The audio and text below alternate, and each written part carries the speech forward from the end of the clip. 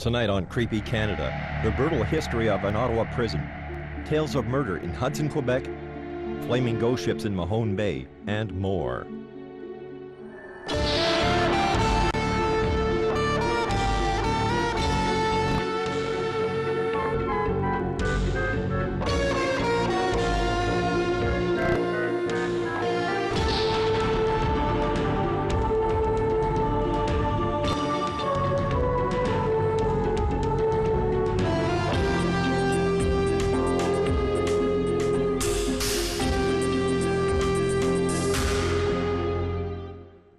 For nearly 2 centuries, a strange phenomena has been occurring on Mahone Bay.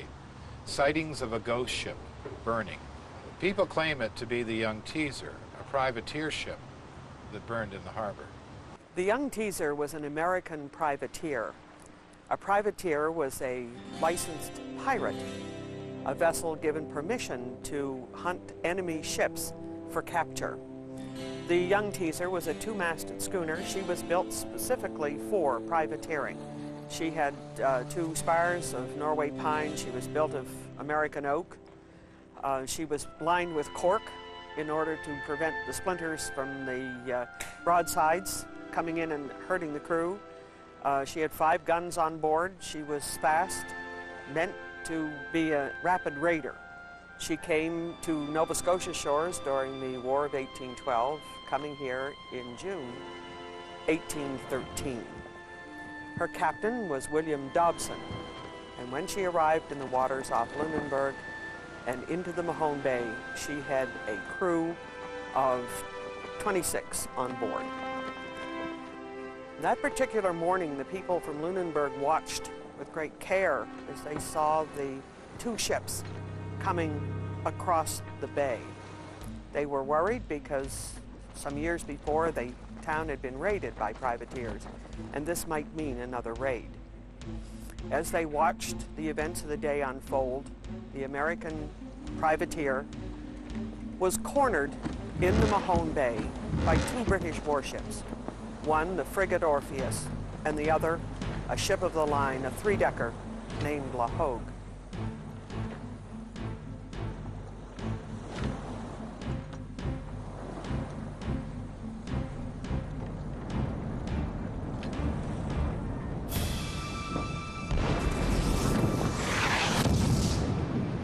And Johnson gave his word that he would not again take up arms against the British.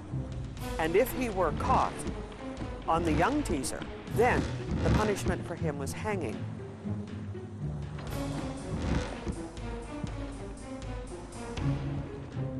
And they were hoping under the cover of darkness to slip out of the bay between Tancook and the Blandford shore. However, that was not to be, for La Hogue lowered 5 of her boats away, and they began rowing toward the Teaser. As the Teaser's crew saw the British ships coming, one in particular watched with great anxiety. Frederick Johnson had been the lieutenant of the Teaser. So he, more nervous than the others, went into the galley of the Teaser and took a coal from the stove and ran forward and threw it into the magazine.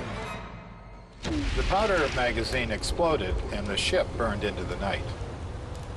Residents were horrified to see such a sight.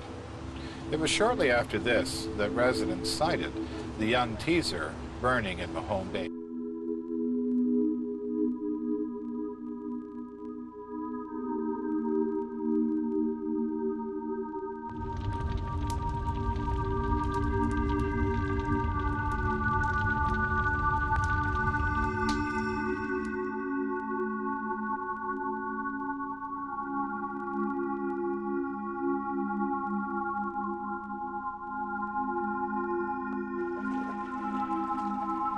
Rescue ships were launched.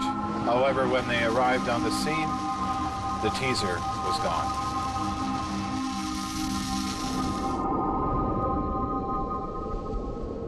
There is a phenomenon called St. Elmo's fire, when there's electrically charged clouds there can be what appears to be fire around the mast of a sailing ship. So that could certainly lead to these stories. And that's a natural event.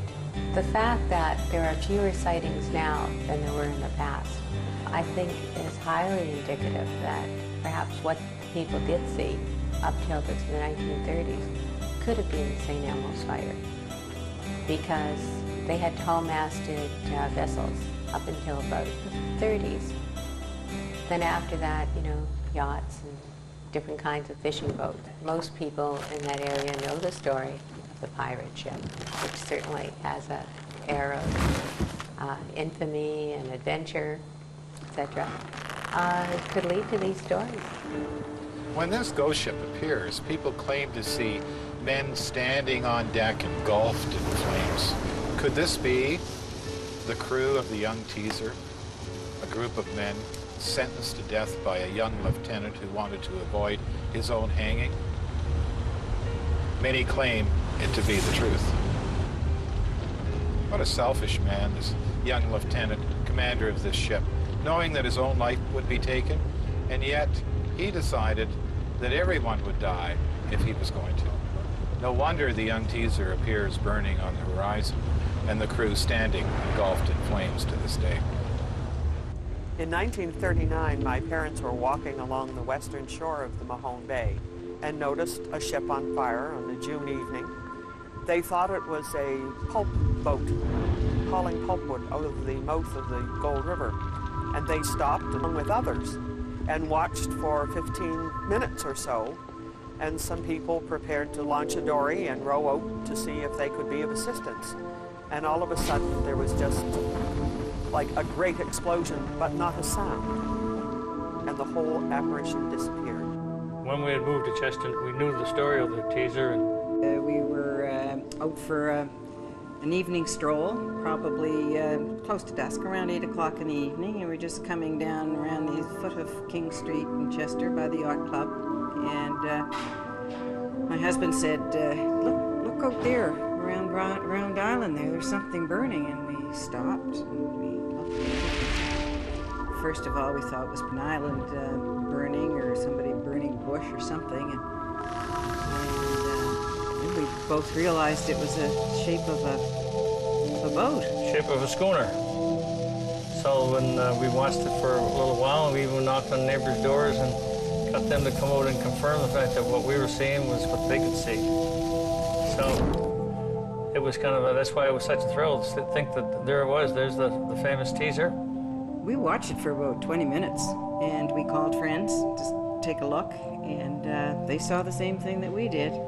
In fact, they said that they'd been out in the whaler the next morning to see if they could find some remnants of burning, like some field on fire, or they could find no evidence at all. It would seem that the crew of the young teaser have decided in goodwill to save other people's lives. The young teaser is sighted often when a ship is lost at sea.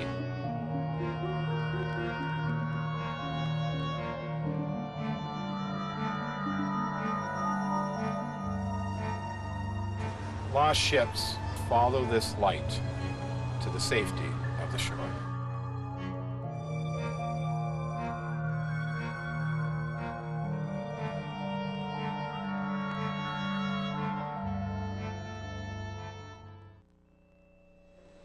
To this very day, people report seeing a burning ship on the waters of the Mahone Bay. It flares and burns at a distance.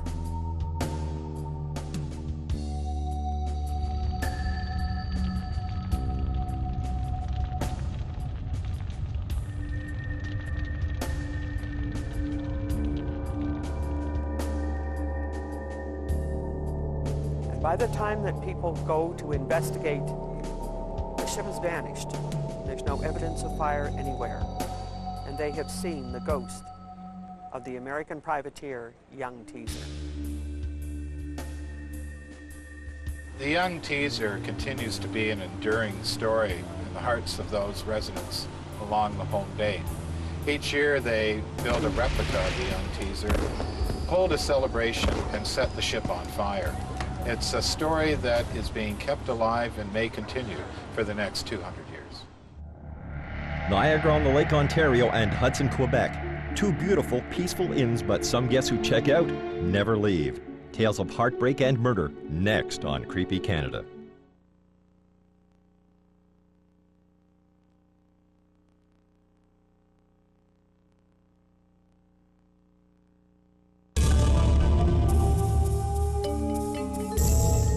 Niagara-on-the-Lake has been called the prettiest town in Canada.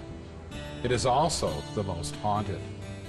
During the War of 1812-1814, the town was invaded a number of times by American forces. American forces burned this town, many died, and their ghosts still linger to this day. People may not realize that General Isaac Brock had a love in his life. She was a lady, indeed, Lady Sophie. Her family was well known and carried a title. However, General Isaac Brock, although well respected and fairly wealthy, was not the proper suitor. They met secretly, and during those times, you can only imagine the conversation they had. What would they do? Where would they go? Together they planned their future. Engaged to be married, it would all change on that fateful day during the War of 1812. On October the 13th, 1812, the American forces invaded Canada. General Isaac Brock, leaving Fort George with his forces, met the Americans at Queenston Heights. Brock led a charge up the hill. An American sharpshooter caught him in his sights. He fell mortally wounded. Still, he struggled to lead his men. Unfortunately, Brock died before he could see that victory of the day.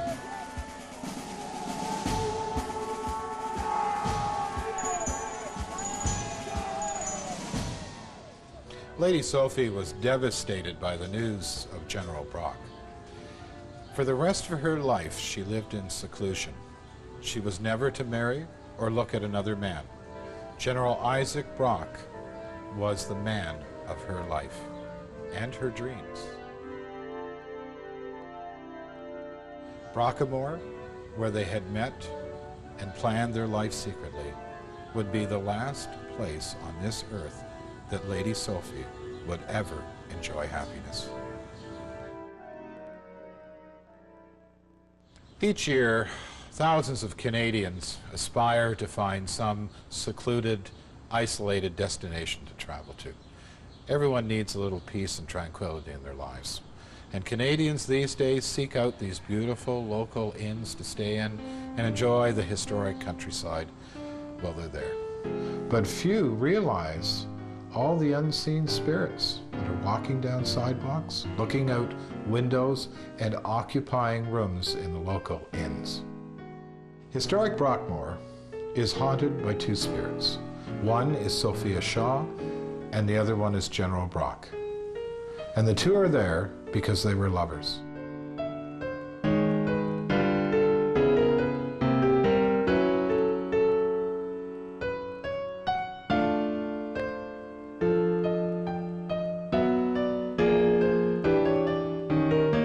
And to this day, they are both still there, talking, walking, possibly strolling down the hallway together.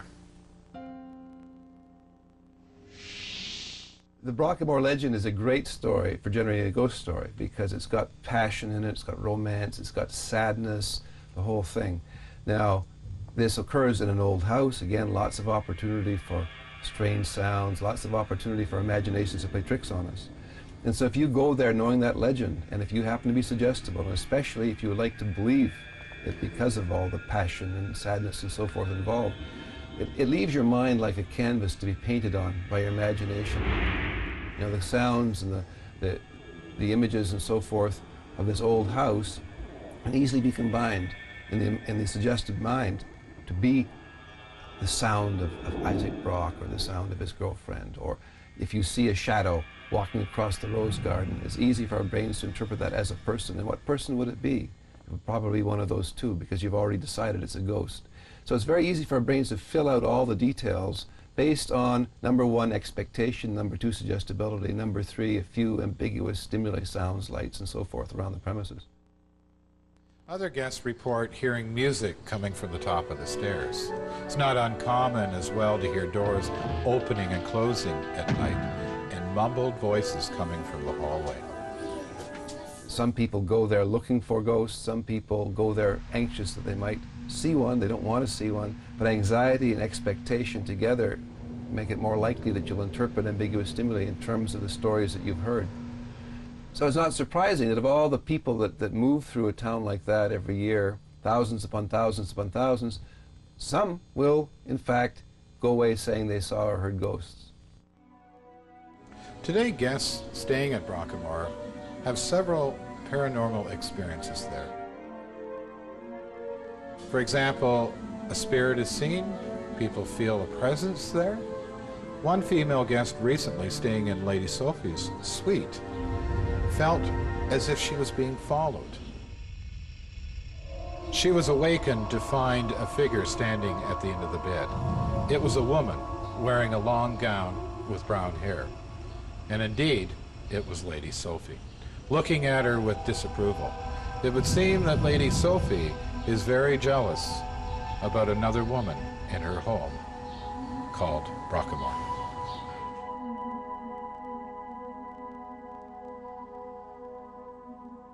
There's an interesting period of sleep. It's called hypnagogic sleep, which happens just between being awake and being deeply asleep, where in fact our brains can't tell the difference between what's in our imaginations and what's real outside. Our brain in that phase of sleep can't tell the difference between things it perceives from inside the brain and things that are outside the brain. It thinks it's awake. It's not fully awake. It's confusing reality and fantasy. It will seem to you the next morning as having been real. You'll remember having wakened up, having seen a ghost walking through your room or whatever, and it will just seem as real as anything that happened to you the day before. Your brain will not recognize it as having been a dream, having been this hypnagogic imagery. It would seem that Brockamore also has another ghostly figure appearing at night, and that would be Isaac Brock. People see him wearing a red uniform. Although he's fairly elusive, it's like a quick shadow that goes by out of the corner of your eye. Although Brock has been sighted alone in the dining room area or near Lady Sophie's suite, on occasion, and a rare occasion, they're seen together. If you see General Isaac Brock and Lady Sophie walking the halls of Brockamore, you might want to give them a little space. After all, they had so little when they were alive. And they really do deserve it, don't you think?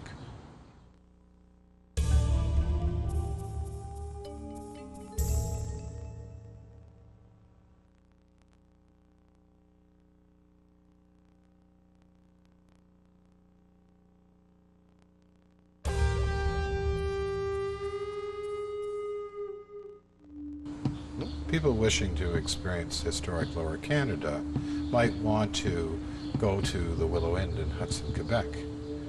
Every detail of this historic inn is well preserved, including an original staff member named Maud. The spirit of Maud died a bloody death in this inn. It was the 1830s. She was a loyalist to the British government, and patriots were talking about an uprising. My name is Mike Doby. I'm the owner of the Willow Inn here in Hudson, Quebec, and have been since 1982 when I purchased the inn at that time. Maud Kirkbride was a servant here at the Willow when it was a boarding house, when it was owned by Francois Xavier Desjardins. Mr. Desjardins was a sympathizer with the Patriots who were about to start a rebellion in this part of the country. Maud was well aware that the owner of the inn leaned towards the Patriots, and in the basement was the answer: guns, ammunition. Maud felt compelled to report this owner to the government, and as a result, Maud put her life in jeopardy.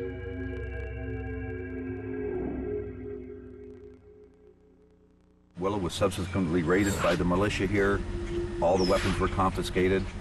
That put an end to that part of the rebellion as far as the help coming from this side of the river. The Patriots weren't happy with Maud's actions. Revenge was the key word. Late one night, they crept down the hallway of the Willow Inn. Maud heard a noise. She went out to investigate.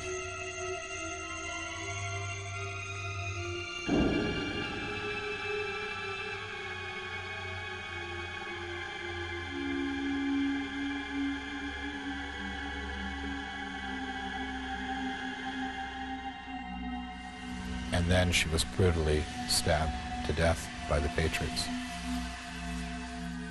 She was left there to die.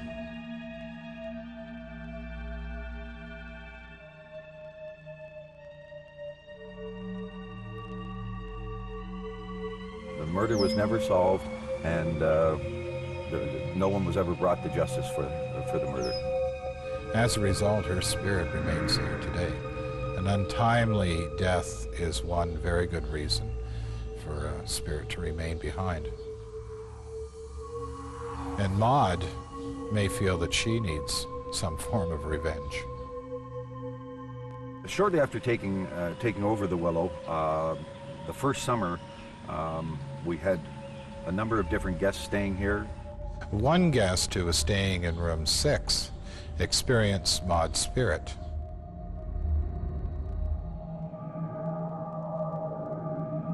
She heard some noises out the door, and she also felt a presence in the room, and that was Maud. The woman decided to follow the noises in the hallway. As she entered the hallway, she felt a cold touch on her shoulder.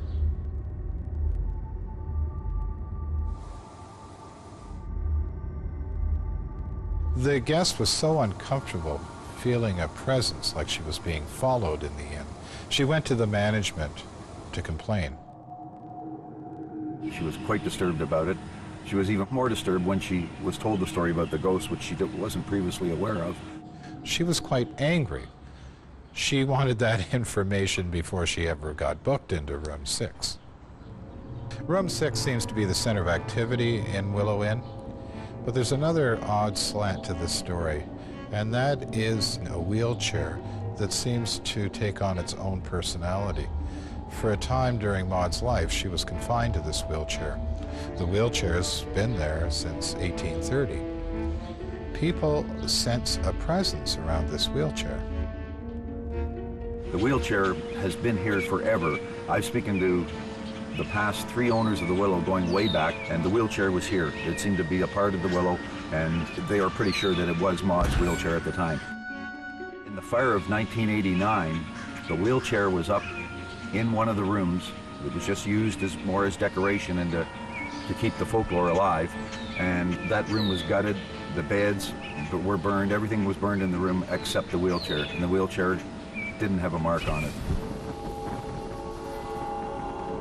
It is not uncommon to hear stories about objects being possessed by a spirit, for example, a lamp or a mirror. Often a spirit is attached to these objects, so unless the object is buried with that individual, there'll continue to be activity around it. One guest who had stayed at the inn had the ability of second sight. He might not have been aware of it at the time, but he felt something or someone trying to communicate with him.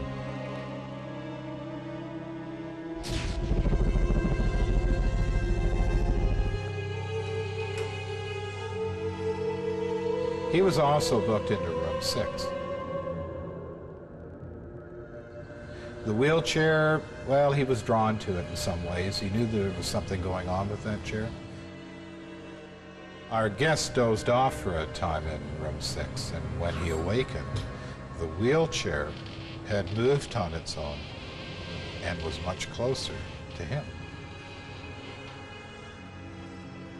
The wheelchair has a presence of its own, and we know that because the wheelchair has the ability to move around all by itself. And a number of times this wheelchair has been found in other parts of this historic inn. Guests have also stated that they've seen white orbs of light floating around this wheelchair, It is quite possible that the orbs of light are somehow attached to Maud's spirit.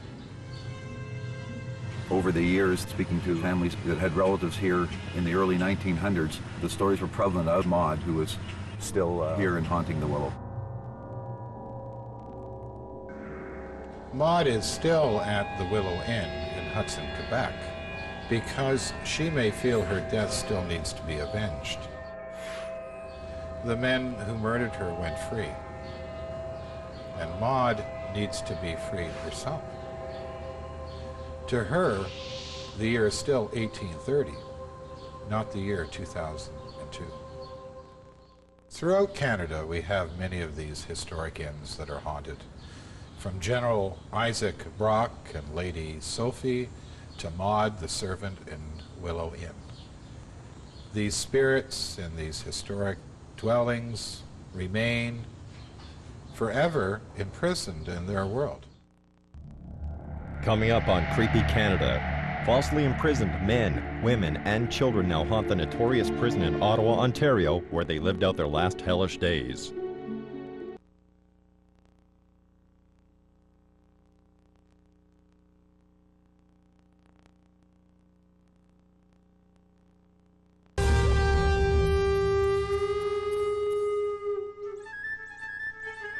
The Ottawa County Jail was built in 1862 to house criminals in the Ottawa District.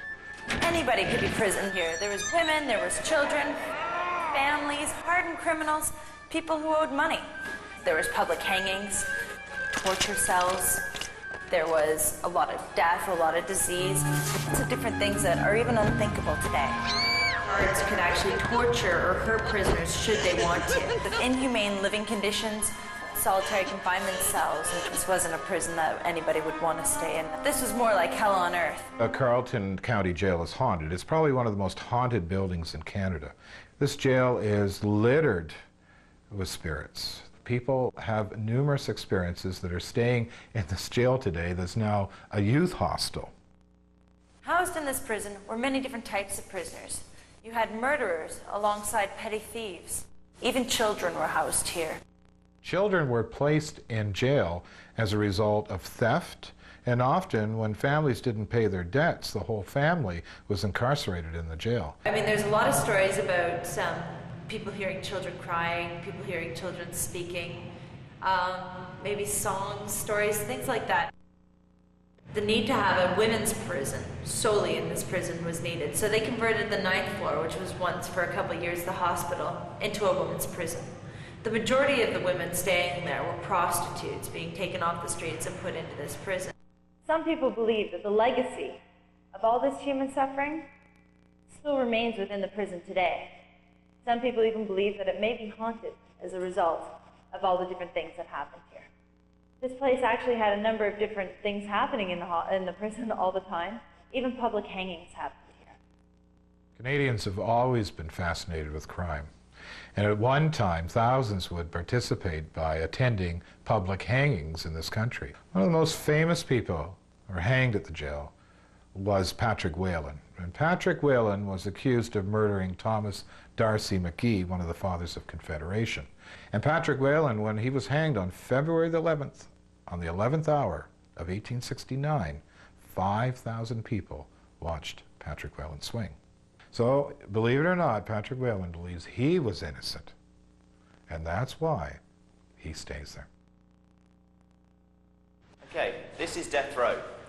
And this cell just here is a cell where Mr. Patrick James Whelan spent 10 months awaiting his execution along with his own personal guard, Mr. John Lyle. On the day of his execution, he would be taken out of here and accompanied with his guard and the prison warden and a clergyman all the way down to the gallows, taking what we call the walk of death. When you get down to the gallows, you'll stand in front of the trapdoor and the priest will read you your last rites. On the words, "May God have mercy on your soul," you'll step back onto the trapdoor and hang to your death. Mr. Whelan did not actually hang on these words. He hung on his own personal speech, which goes something along the lines of, "I forgive all those who have wronged me. I forgive all those I have wronged. God save Ireland and God save my soul." And on those words, he stepped back and hung to his death.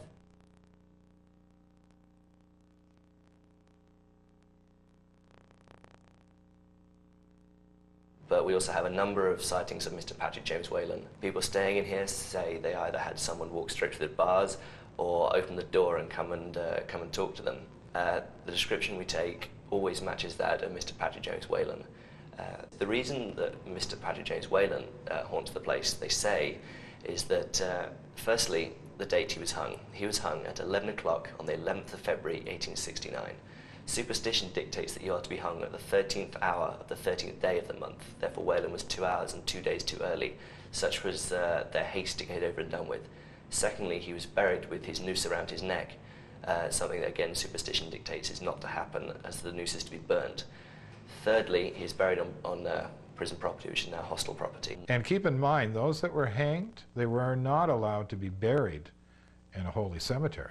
There has been stories of people say they see a figure in the cells. Some people say that they think it's another hostel or somebody staying here until he walks through the bars. And then they go, oh, what was that? If I said to you, I saw a man, he had a big plumed hat on, big feathers sticking out the end, and he had a sword at his side, and he had funny little shoes, and you say, gosh, Christopher Columbus haunts this place, you describe Christopher Columbus. People would say, yeah, big hat with a... I don't know what Christopher Columbus looked like. But all you need to do is mention a few things that would suit a person that you're looking for, and it will match. So what is the match for a prisoner who's hung there? What do you say? He's short, he's tall, he's got a mustache. You know, out of 10 or 12 things you say, maybe only 2 or 3 of them match, but they'd match a whole bunch of people. But it's very easy for people to say, oh, this is a direct hit. Yeah, I find when I walk on death row, you know that feeling you get with the pigglies on the back of your neck? I always get that. People report having felt cold spots here. They say the cells are colder, some areas are colder. I find this whole floor to be a lot colder. The prison gets quite warm, but for some reason, death row is always much colder than the rest of the place. In 1862, I'm sure you can imagine that the medical field wasn't nearly as advanced, and disease inside of the prison was rampant. Epidemics flew through here like never before, and downstairs in the basement was the quarantine area. Funny enough, it's actually right next to the prison kitchen. It was in this area that anybody suffering from a disease that could be contagious was sent down. They were usually sent there to live out their final days before dying of whatever disease they had. When they built the bridge next door to the hostel, they actually found mass burial sites. Hundreds of people thrown into a pit. It was believed, or it was said, people from the prison, anybody who died here, they might be just wrapped in a blanket and thrown into this pit. One of the reasons that they think the hauntings occur here is actually because of these mass burial sites out in the back courtyard. The injustice of it all to so many people. Next door to the hostel, there's a courthouse. And it was in that courthouse that prisoners would have been sentenced to whatever they were sentenced to. They'd be brought underground and up by the solitary confinement cells. This was done on purpose. The prison was designed so that anybody entering the prison would have to see the kind of torture that other prisoners endured. It was a warning sign. You misbehave, you'll end up in the solitary confinement cells. They have an area in the jail they called the Hole, and this is where prisoners would be taken for 6 months at a time. And even when you tour the Hole to this day, you can see little etchings on the floor where they had grabbed something in order to make a mark on the floor of the prisoners. And many of them died in the Hole. And to go into the Hole yourself today is quite an eerie experience. Downstairs in the solitary confinement cell, I know that I almost always feel that there's somebody always behind me, and I do quick looks behind me to see who's there, and there's never anybody there. Other people say that they've seen people, that they've heard footsteps. That whole area downstairs, people have said they hear screams, that they hear crying, anything like that, doors being slammed. All sorts of crazy things happen down there. I don't think a particular age group, such as older teenagers, would be any more susceptible than adults. Of course, younger teenagers and children are much more susceptible to their imaginations and to suggestibility. But if you take the group that's going through the Ottawa Youth Hostel, they're probably, most of them are late teens. Now, they may be more susceptible not because of their age, but because of their outlook on the world. Many people who stay in youth hostels are trying to seek adventure and opening all kinds of doors to different belief systems. And that may make them more susceptible. They may be more rejecting of sort of the conservative approach to the world, that everything can be explained normally, and they're interested in finding all kinds of new levels of meaning. So that may make them more more prone to experience ghosts by misinterpretation of normal things around them. Well, there's a back stairway in the jail that's connected to the governor's house. But back in the 1970s, when they were restoring the jail, they found an inscription on the wall going down the stairs. And the inscription read that I am a vampire and I will feast on your body. If you want to find the way of the path, you need to climb 94 or 95 stairs and you will find a book at the top of the bookshelf. There is a story about the side staircase, which is known as the secret staircase. And there was an inscription on the wall, an inscription about vampire ghosts. Now, the story goes is that one of the children, one of the warden's children was on his way out to school, and it was a vampire ghost. I mean, we're not talking blood-sucking ghosts. These types of ghosts are ghosts that prey on the weak, the young, the sick, the old. Anyways, and that this child was out to school one day and that this ghost actually possessed the child. This child being young, this child being ill. And he got sicker and sicker. And they were able to tell from little things that he did that this was not normal. This child never really, I mean, he was an active, loving, happy child until one day things switched. And that this little poem was written in the side staircase. So there are rumors that there is a vampire haunting this jail. They don't know who did it. They don't know how it got there. It was just there. For anyone wishing to have an experience seeing a spirit, the Ottawa Carleton Jail is a place to stay. You're guaranteed that you'll see something, feel something, or hear something there. Coming up on Creepy Canada, in Manotick, Ontario, the mill of his dreams takes the love of his life in a gruesome accident. His fallen bride must roam those halls forever.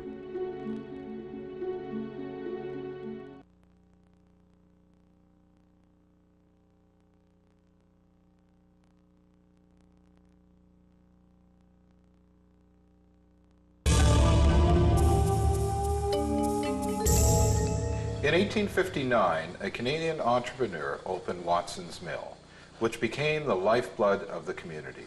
It was the fruition of a dream, but a tragedy ended it all, one horrible day, and began one of the strangest ghost stories in Canadian history. My name is Glenn Shackleton. I'm the director of the Haunted Walk of Ottawa. The spot that we're in today is the Manotick Grist Mill, also known as Watson's Mill. And this is one of our more famous haunted spots in the Ottawa area. Joseph Currier built the mill in 1859 and 1860. They officially opened the mill on Valentine's Day, 1860. And the Ottawa Citizen newspaper reported that it was one of the finest mills that they had ever seen in eastern Canada. The year after the mill was built, Joseph Currier got married to a very young wife. She was half of his age, only 20 years old, a woman by the name of Anna Crosby Currier.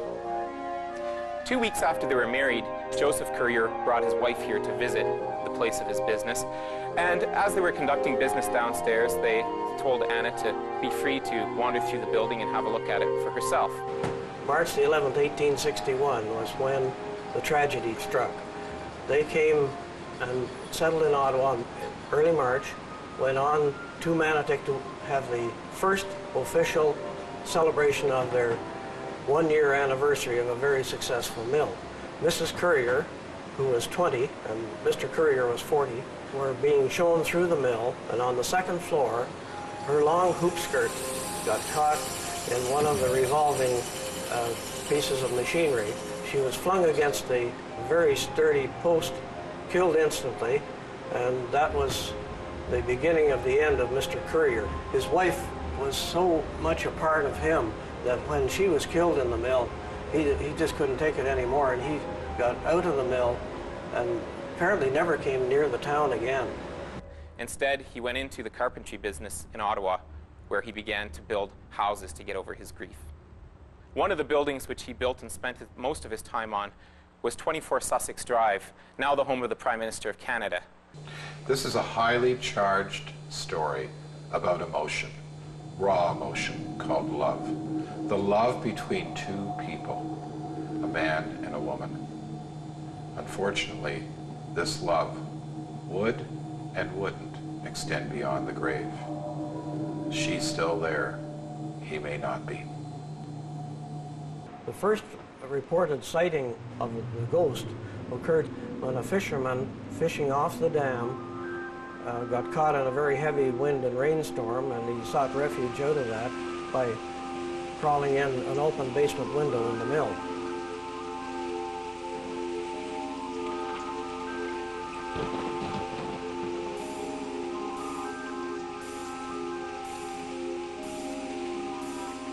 Was sleeping on the first floor. In the middle of the night, he was awakened by the sounds of loud moaning and weeping. He was absolutely terrified.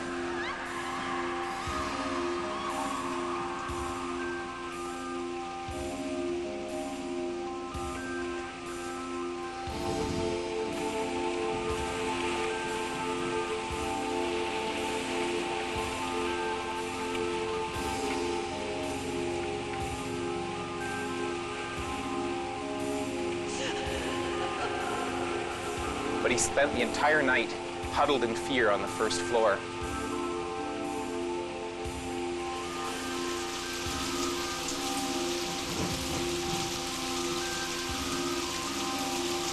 In the morning, he found out that there was no one in the building all night long.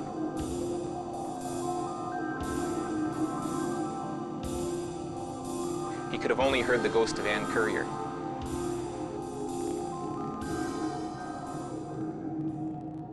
Many of the people in the village of Manotick also say that they will see signs of Anne Currier. They see her moving from window to window, looking down upon them. As well, some local children who have been by the museum at night say that they will see a woman dressed in period clothing who stares down from the window on the second floor down towards them, looking very sad. Sounds occasionally are heard coming from the third floor as well, not only by the staff who work here in the museum, but also by people who happen to be walking by the museum at night. They say they will hear sometimes the sound of crying or sobbing. At other times they will hear a mournful wailing or other sounds of that nature. There has never been any explanation for these sounds, as the museum is closed at night, and on many of these occasions it was certain that there was no one here. Everyone that comes in knows the story of the dead bride and of the mill. And there's a lot of moving equipment that makes noises. There's a lot of sounds that come from the moving water. And a building like that would be creaking all the time. So obviously it has a bit of an eerie feeling. But sometimes when a dramatic death occurs and there's a lot of grief, that it's almost as if a building picks up all these vibrations, the same as a record picks up the vibrations of the singers. In a way, it's almost as if someone who is a receiver and highly open to the psychic comes into a place where a traumatic event occurred. They become almost like the needle and have the thing go around again and happen. It's not necessarily that there's a ghost living in the place.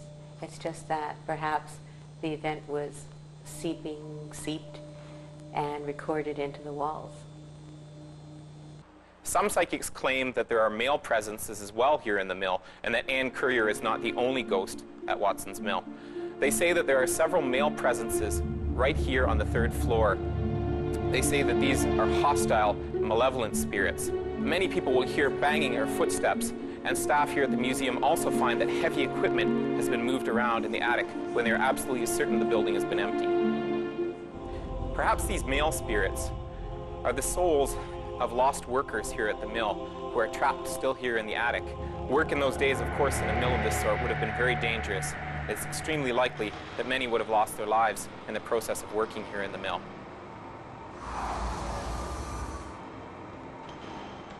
The staff has experienced numerous sightings or sounds or even temperature changes in the mill. One employee in particular would hear voices, and this led her one day to go down into the basement.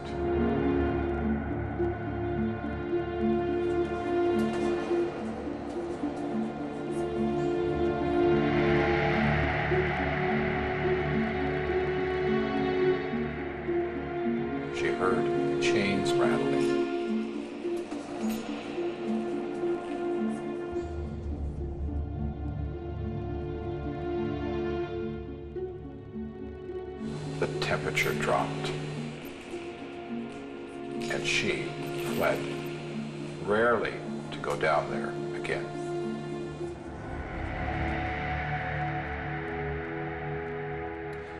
Watson's Mill is still run as a museum, so it is a place that anyone can visit.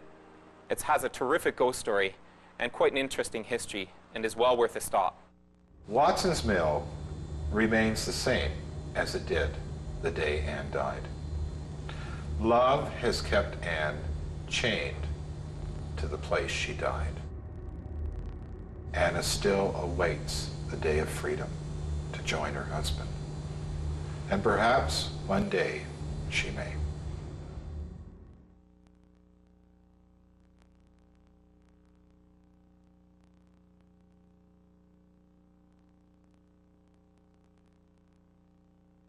On the next Creepy Canada, ghosts from the War of 1812 in Southern Ontario, headless riders and alien encounters in Scugog, Ontario, and much more.